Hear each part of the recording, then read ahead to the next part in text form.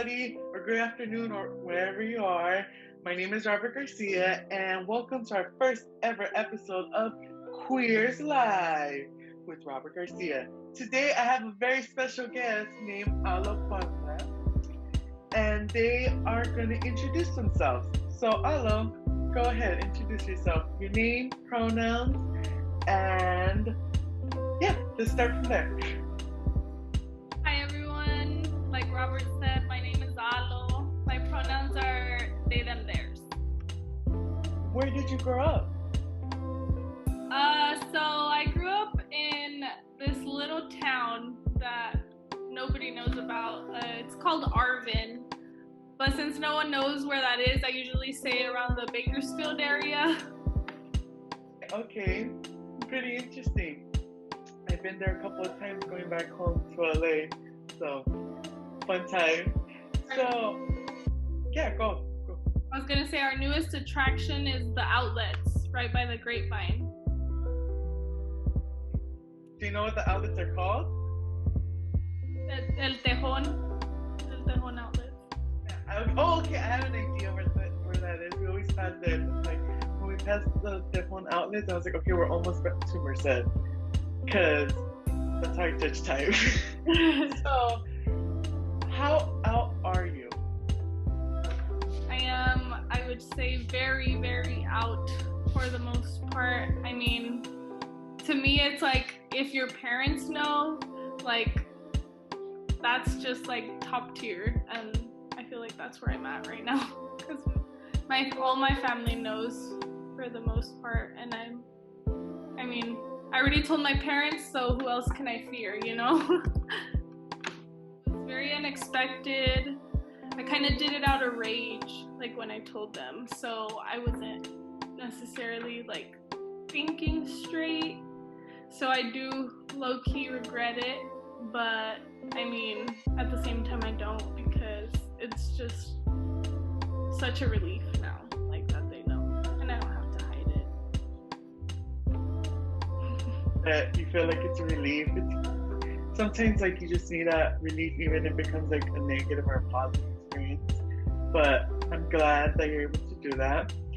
So, if you don't mind asking, what is your sexuality? You could not tell us if you want to. That's completely fine. You don't have to tell us, but if it's okay with you.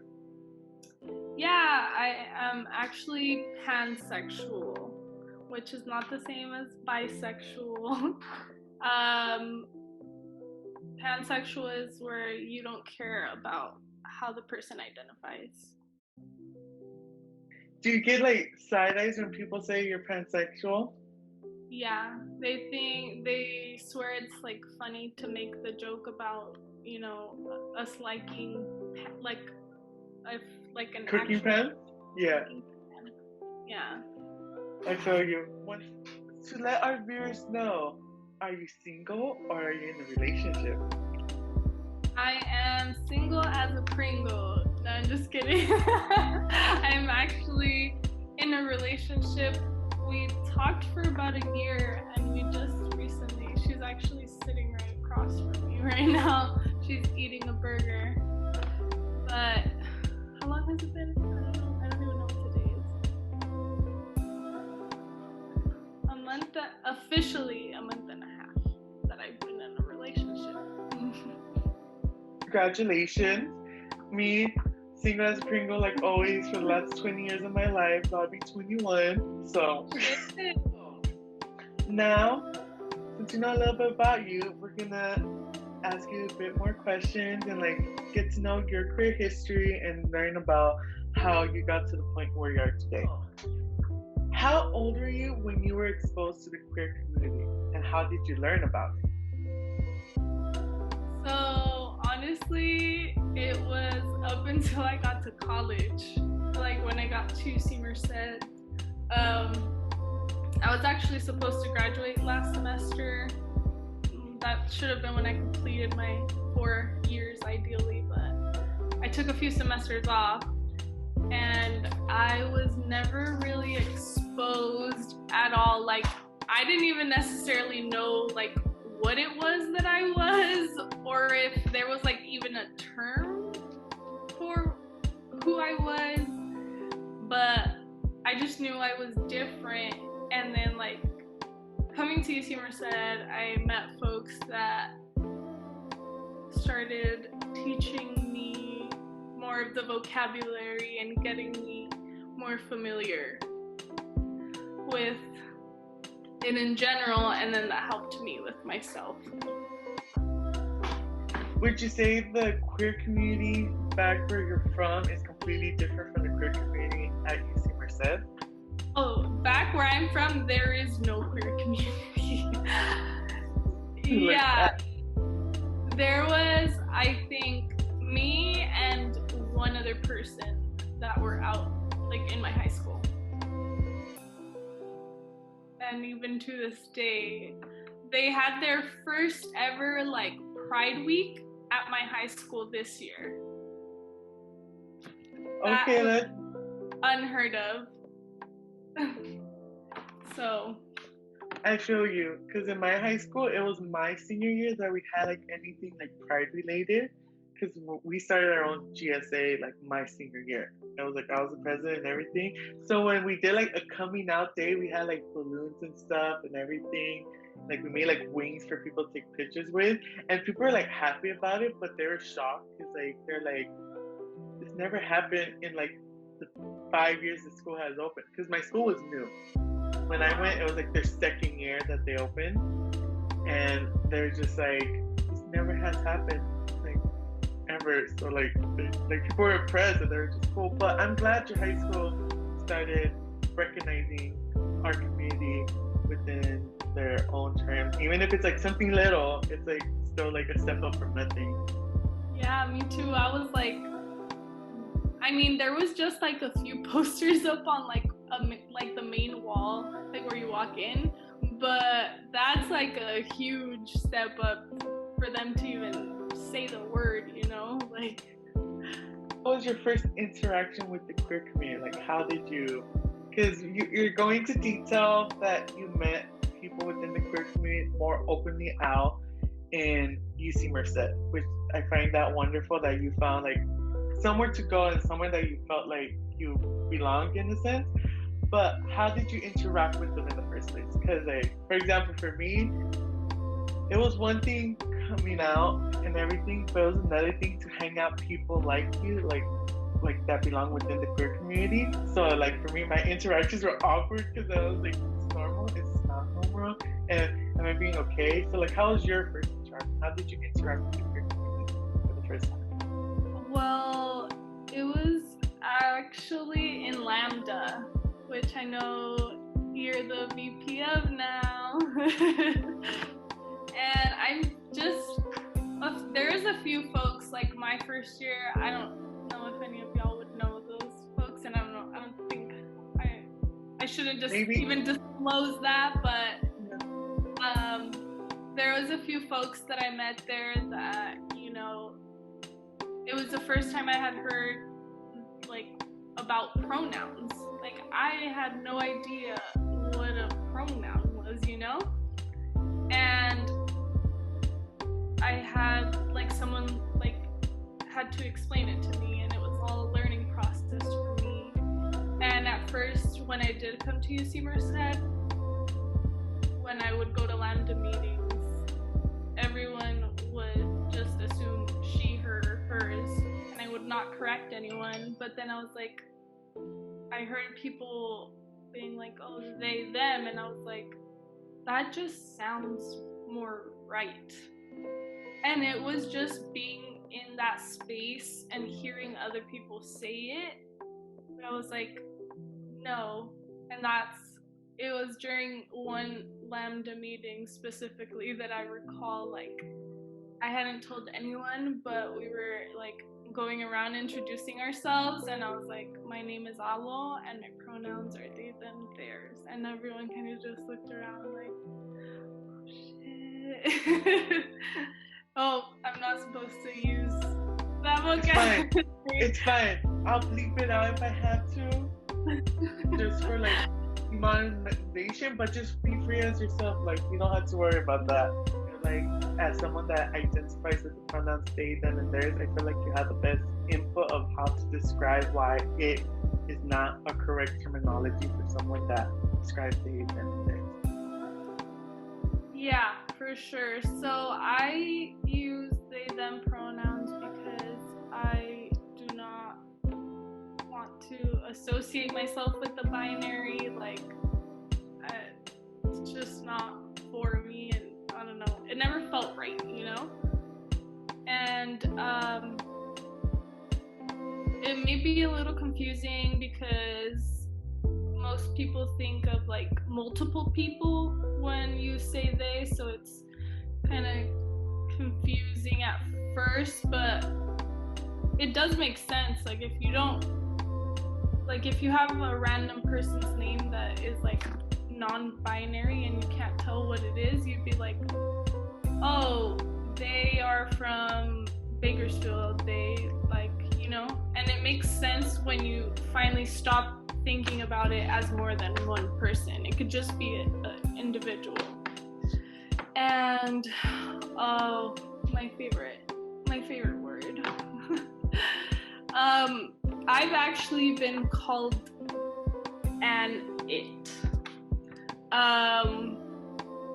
People who do not respect folks that don't identify with the binary. It's kind of a way to, I don't know, just invalidate us.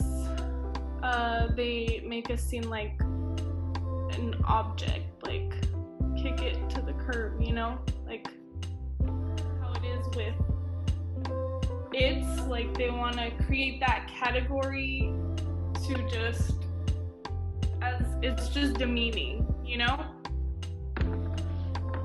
And it irks me so bad. Queer identity of identifying as they, them, theirs, and pansexual, has any been pushback with your queer identity, both friends or family? Yeah, a lot.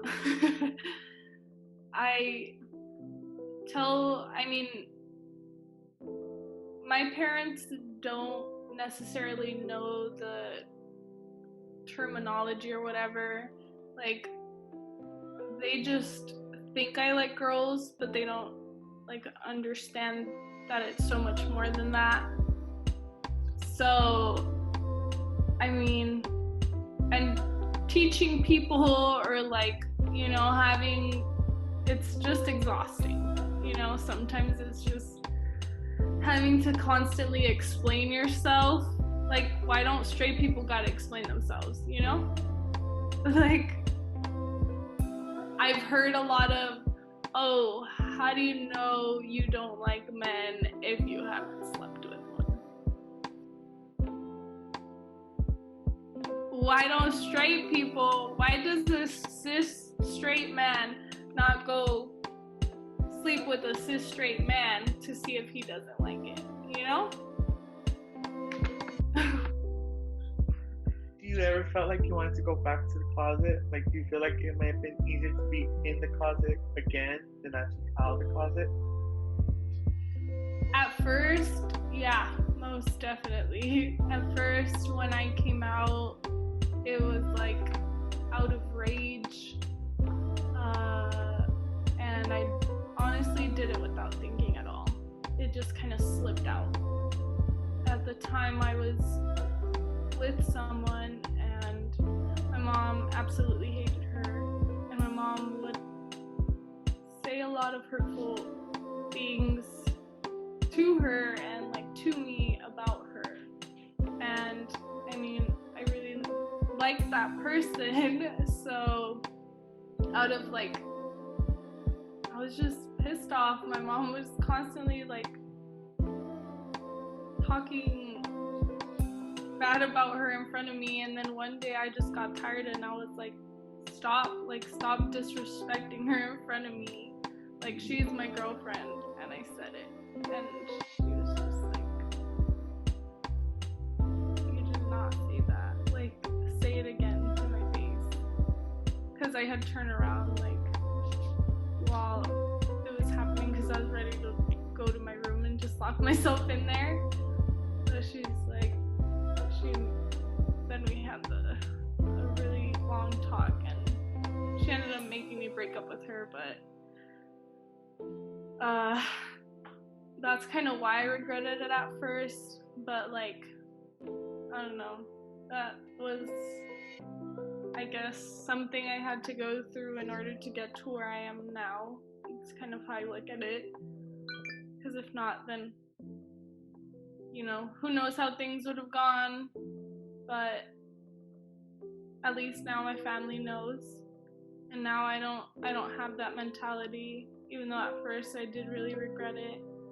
Now I've just tried to see only the positive side of how it happened, because I mean, I can't take it back, so why torment myself about it? I could see that it was a very touchy subject, but I appreciate your willingness to share at least a little bit of your history. And you don't have to go into more detail if you don't feel comfortable, but I appreciate what you have shared with us a lot. You're very strong, and thank you for that. So, going back to the queer community, do you sometimes feel like you don't fit within the community? Because, like, sadly, some people identify as LGBT but feel like they don't exactly fit within the community for one reason or another. Not necessarily that I don't fit in per se. I don't know, I kind of just feel like I always just do my own thing. And like, maybe in a certain setting I won't, but not because it's like an LGBT space, you know, it just happens to be that time, you know? Would you say that knowing your own queer history, not necessarily your own personal one, but just queer history in general, do you think it's important to know before creating change? Yeah, most definitely. Like, that is very critical. I'm a firm believer that knowledge is power. So, like, the more you know, the more you can change. What are some queer topics you're interested in? I would just say, for the most part, advocacy within the community in general, whether it's like on campus, like, I don't know if you have been like in the loop with the restroom situation. We've been trying to get gender inclusive or gender neutral restrooms throughout the campus more, because right now there are very few, and it's like one in the Colligan library, and then there's one in like all the way in COB 2. COB 2 is the back one. COB is one because it's like in the hallway. Yeah. Okay. They're so inaccessible. So, and we were trying to see if we could get some with the new buildings that they're constructing, but they didn't add them into the floor plans.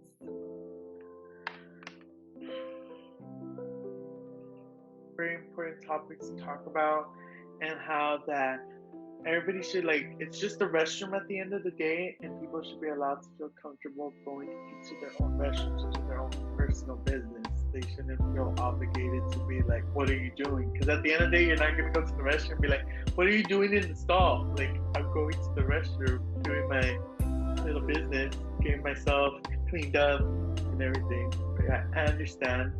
Very important. Like, for me, like, when it comes to queer topics, one thing I've been really interested in was I recently followed this activist called Pigeon, and they are non-binary, but they're also intersex. And I believe intersex is such a topic that has been recently talked about more out in the public, because people are starting to learn about intersex surgery and how that a lot of people get the surgery and either they don't identify with the part that the doctor quote unquote assigned to them, or that sometimes they don't identify with any of the parts that they have within them, and just that knowing that they were born intersex actually allowed them to understand more about who they are and what their body was actually before, because they felt like a part of them was missing. Identity define your career path, or like has it like even influenced your career path at all, or even if you don't have a career path, like do you want to work something in the LGBT field? I was gonna say, I don't even know what I'm doing with my life right now. I wanted to go into medicine, and there's not a lot of,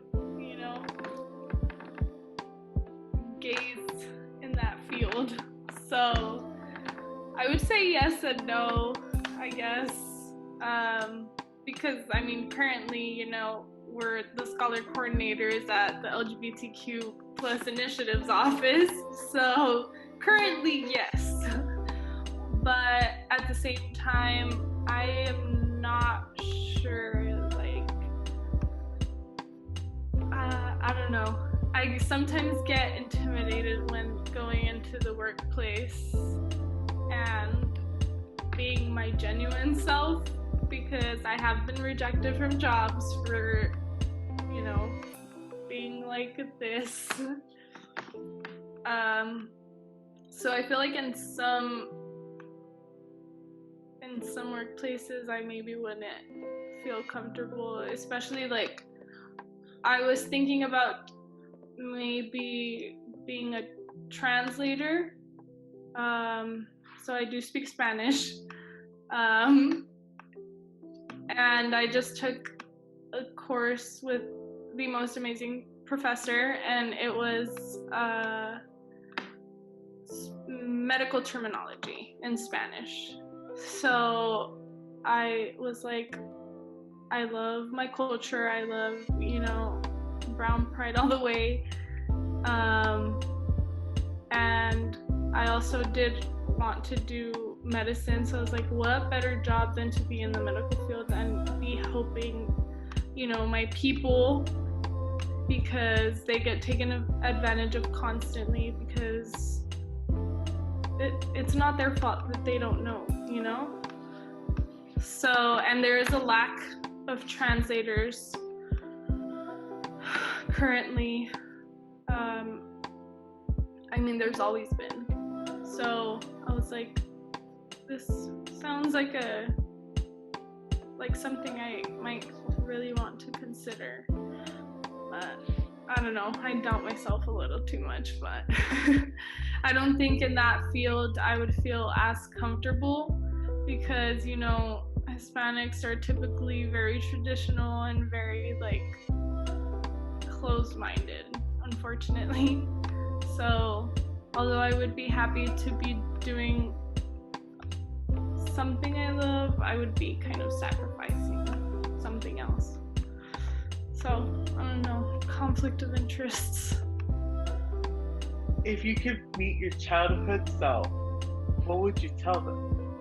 Like, would you just be like, go figure out one day, or what would you say?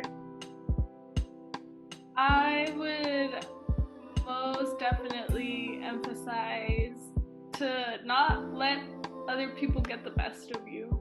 It's not worth it.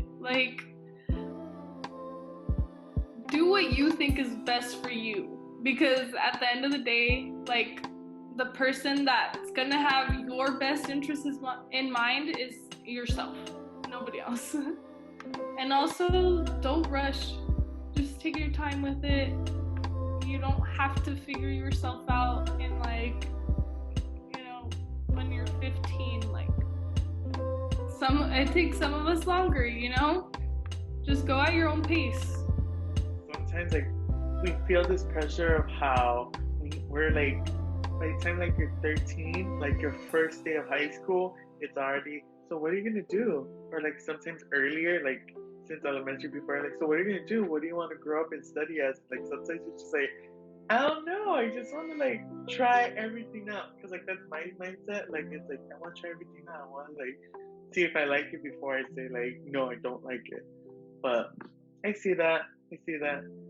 I feel like that's very important advice just for anybody, but like telling your younger self that. Have you ever heard of a story of a person who identifies as LGBTQ plus facing discrimination in your state or have been personally discriminated against you for sexual orientation or gender identity? Yeah, I've actively like just after someone looks at me, I can tell whether or not I got the job. Like instantly.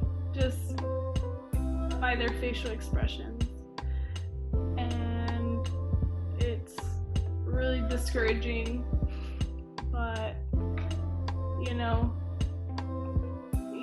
sometimes you just can't change people. So if they're like that, I'm not gonna change for them, so why am I gonna torment myself over what they think? It's their loss.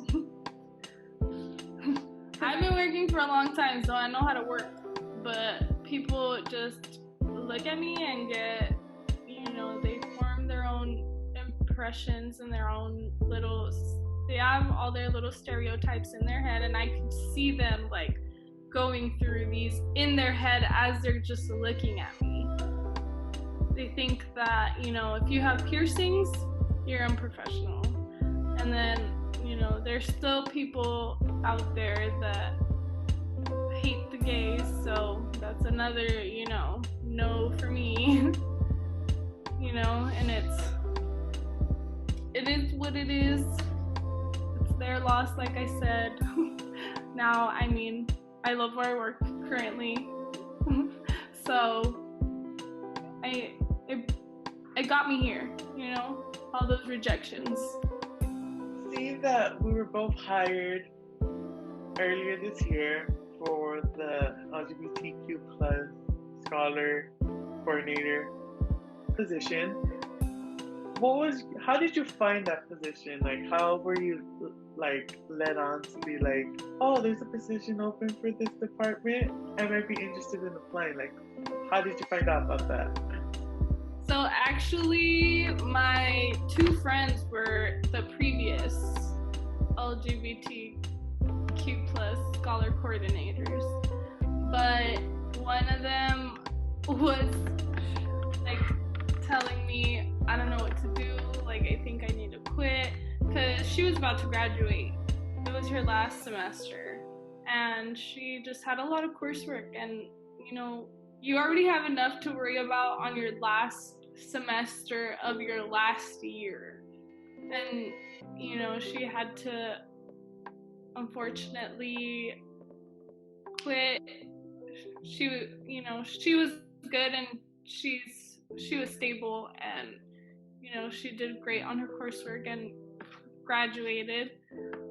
But that's when, obviously, she was my friend, so I knew because she was my friend, not because I actively was looking for a job, because I always have I've always had a job all my life. So not the best jobs, they've been really not the healthiest a lot of the time, but money's money, so I did them. But after that, I was like, maybe what if I apply? But I kind of wasn't taking it too serious. And then, like I said, both of my friends were working co-workers, so then my other friend was just like, you definitely should apply. Who else is more qualified than you? And I was like, I don't know, are you serious? And then I did. I applied, and sure enough, Angie was super excited, and I love Angie. I've known Angie since I first got to UC Merced because my friend has always worked with Angie. So, I didn't necessarily know her in a professional setting at the time, but I did always see her, and I would, always go into the office. So once she saw that I had applied, she was just like, heck yes. And I was like, okay, like, let's do this interview. And I was still nervous for the interview. I was super nervous. But yeah, then, then I came on, and then my friend quit, and then now it's us. For me, it's funny how Angie was like a big part of your life at UC Merced, because Angie was a big part of my life, because my current friends, we all met because of Angie. It's like a cool story, but like Angie emailed, or someone emailed us as freshmen saying someone's hosting an allies workshop. And I was like, oh, okay, maybe my first year, I'd rather go that, like, it's part of my community. Like, that's how I get my into my community, by first figuring out like this ally workshop. And there was only like 5 of us there. It was my friend Destiny, my friend Yuli, my friend Maddie, and this random girl. I forgot her name. Like it just didn't work out with her. But us 4 were just like met there because of Angie, because Angie was the one that taught us about the unicorn and everything. So when I applied and I found that Angie was interviewing me, I'm just gonna be like, Angie, I'm gonna try to remember you up. I'm gonna like, remember me? And like when I got to my interview, I was nervous. Don't get me wrong, I was nervous. But I believe she was trying to figure out where she saw me. Like, she's like, you're familiar. Like, I don't know where I saw you, but you're familiar. And then there was a question, was like, have you been involved in anything? And I was like, yeah, you know what? My friend FB met because of you. Like, our first ever official UC Merced thing, besides orientation, was going to an ally workshop. And you hosted it. Like, it was like our first year. Like, it was like our second day being at UC Merced, and that's how we met. And she's like, that's where I remember you. I was like, I'm sure where I met you, and that's exactly where I met you. So, going back, these jobs, like, in a sense, not hiring you, and would you say you felt discriminated? And if you did, what does discrimination mean to you? Like, the word itself. Yeah. I don't know. That's a difficult question.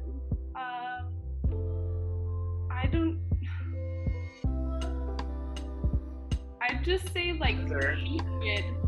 Like, pure, genuine, like, hatred. Like, there's no logical explanation for it.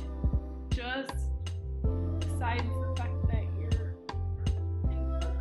just a hateful person, evil person. I don't know, like, I can't explain it any other way, because it just, to me, it does not make sense. How you hating on something that you never, like, ever happened to you or experienced in your life? But I guess. But yeah, so to like lighten up the mood and like get you like a little bit more happy so we're not all sad, what are some of your favorite things about the LGBT community, like the community itself?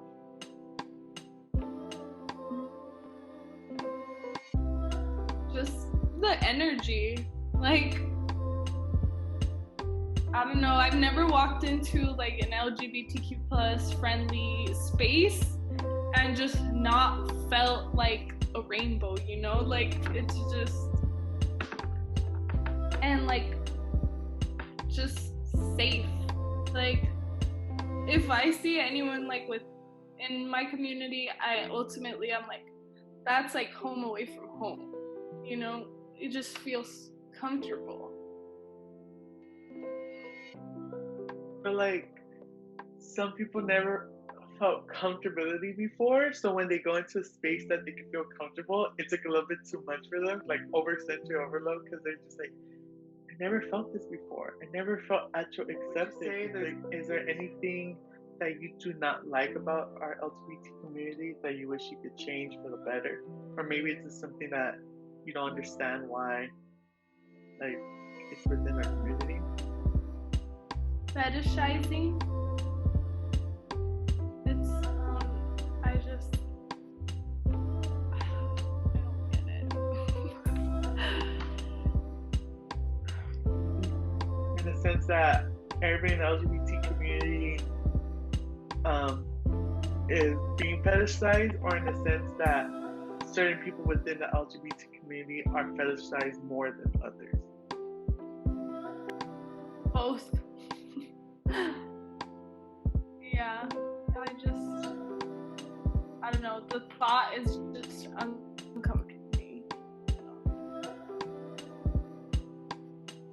Sometimes like, oh, I feel good, I'm feeling myself, but then like having to be like that all the time, like it's tiring, and it's just like, no, I don't want to be fetishized. It's important that our community works to help create laws that treat people equally.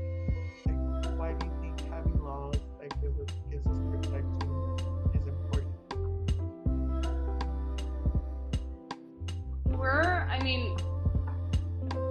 We're already a minority. Like, we have to deal with so much more than, any heterosexual and cis person like has to. And it's like the law's supposed to be the one thing that is protecting us, and even though it's not, like, ideally we do deserve respect and the rights that everyone else is entitled to. Yeah, totally. Simple. What are some stereotypes that you hate, like you just absolutely dislike?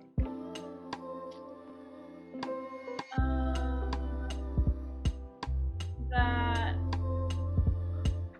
I'm lesbian. It usually is like when I undress more masculine, people do assume that I am lesbian. Or if I do say like, oh, I'm gay, because that's just like, I don't know, I just say I'm gay, like, because to me that just means it's broad, and it's like, I don't have to explain you shit, just know that I'm gay. Like, I'm not straight, I'm gay. So yeah, that's just an annoying one.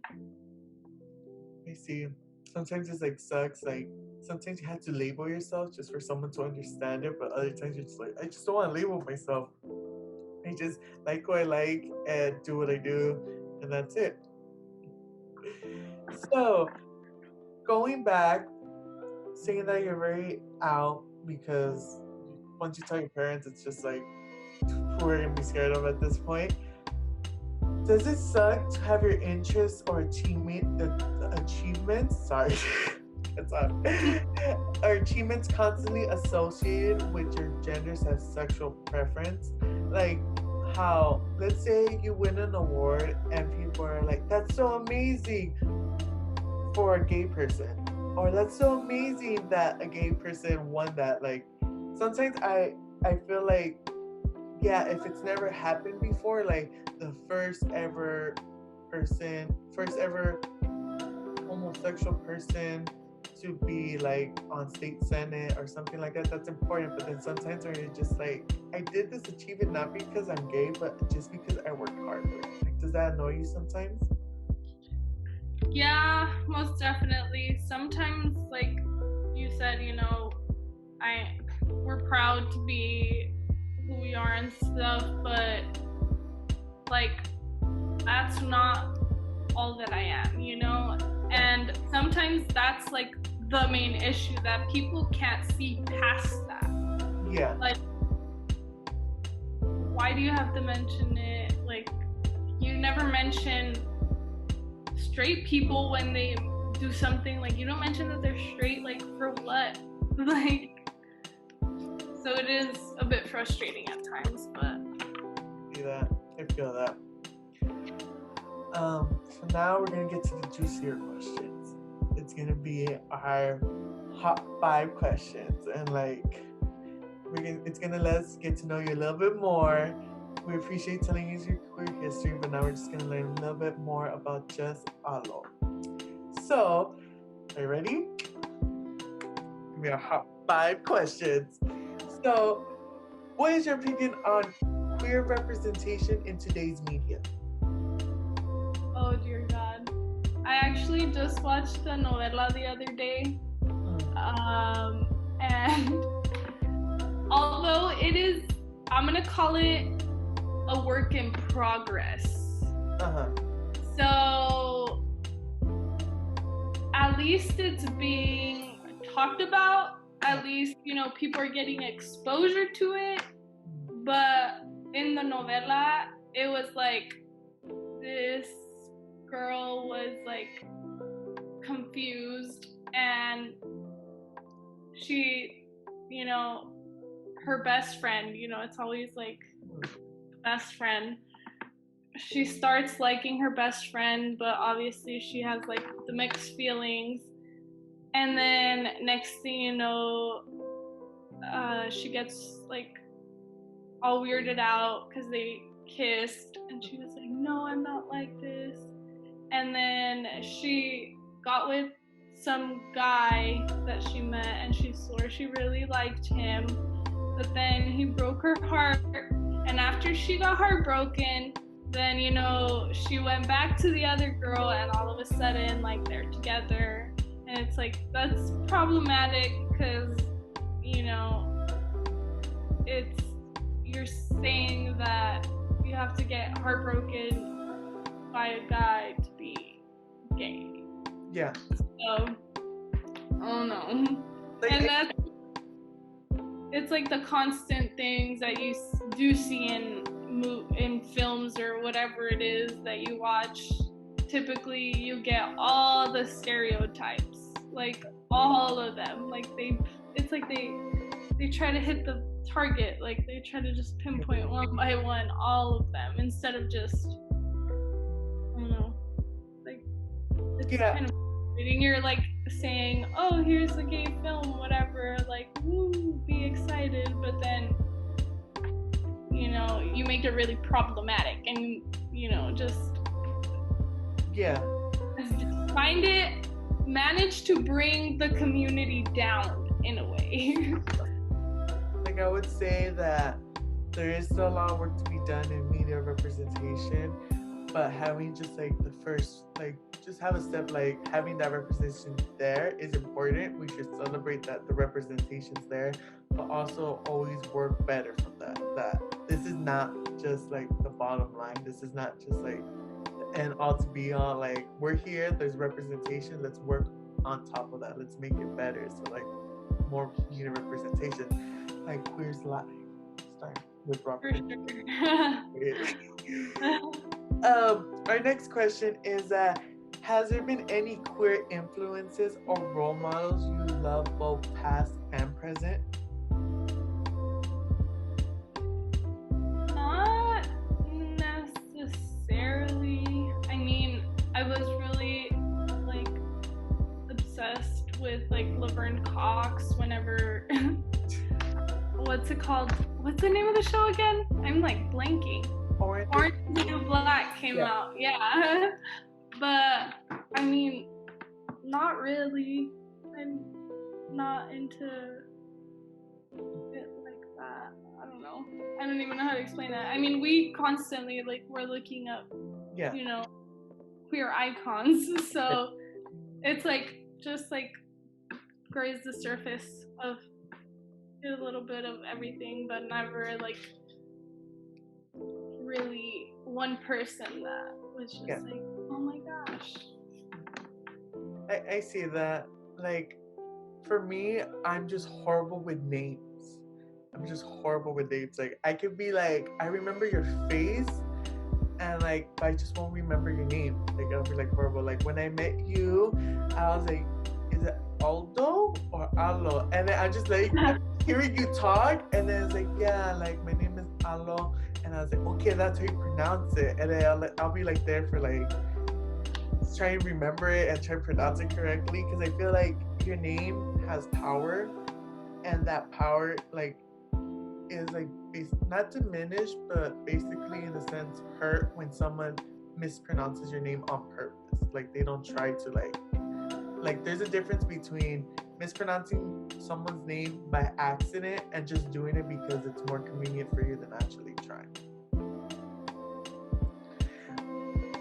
So what is your life anthem? So basically, it's like, what's the song that defines you and your life that you're just like, that song I always play because it makes me feel better, and it's like, basically, it's my life song. Like, no matter what, this song will always get me back up, no matter if I'm feeling horrible. I just want to just sleep all day. When I hear this song, I'm just like, you know what? I feel better. I have more energy. That is really hard. But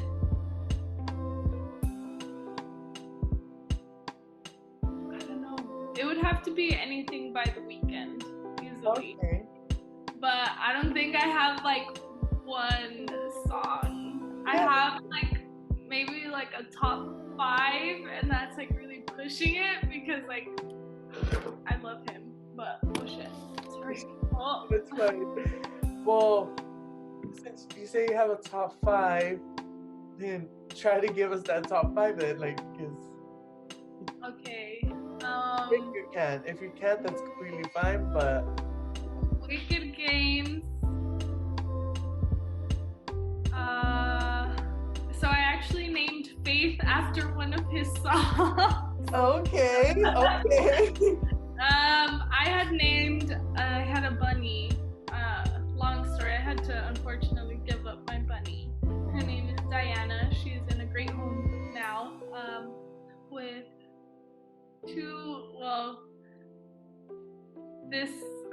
I met this person through a mutual friend, and she just had a baby, and she's about 2 right now. Mm-hmm. And her other baby, she just had another baby like a few weeks ago. So she was just like, I want a pet for my babies to play with, but she didn't want to commit to like a big animal.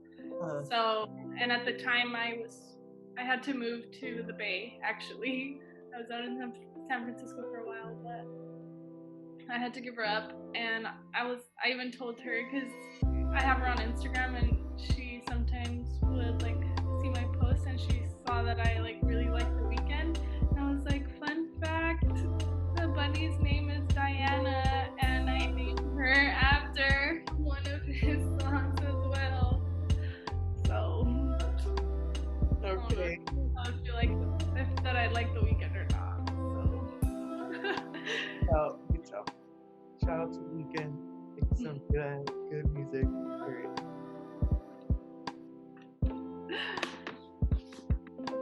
Okay. So, name 5 people, past or present, you would love to have dinner with. Oh, wow.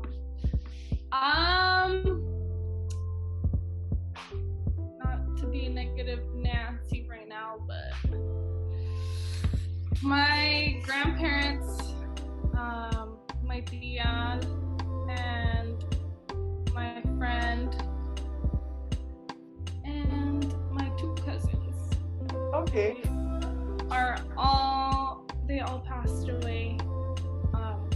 So yeah, I would love to one day, I don't know, I like to believe that I'm gonna see them again someday. So that's who I would love to have sometime.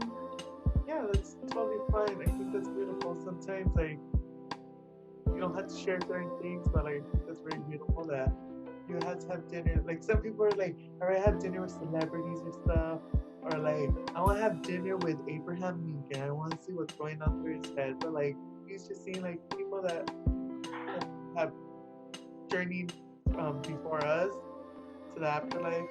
I think it's like very beautiful that you just want to like continue with them. Very beautiful.